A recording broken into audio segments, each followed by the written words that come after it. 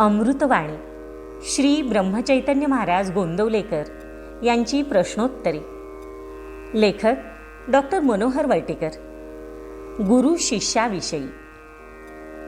प्रश्न क्रमांक 70. गुरुपुत्र कोणाला म्हणतात? महाराजांचं उत्तर: सद्गुरू म्हणजे मुक्तिदाता गुरु. तो शिष्याला ज्ञानजन्म देतो, म्हणून गुरु शिष्यात एक प्रकारे पिता पुत्र असं नातं असतं व म्हणून शिष्याला गुरुपुत्र म्हणतात.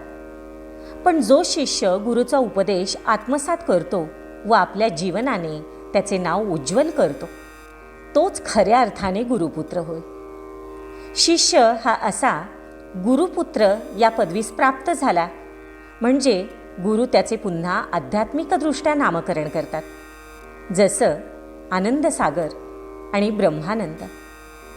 जन्मदात्या आईबापांचे स्वभावादी गुणधर्म ज्याप्रमाणे मुलात प्रकट होतात, त्याप्रमाणे सद्गुरूच्या उपदेशाची लक्षणं खऱ्या गुरुपुत्राच्या आचारविचारात व्यक्त होतात व हेच गुरुपुत्राचं लक्षण होय.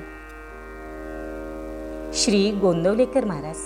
श्रीराम जय राम, जय जय राम.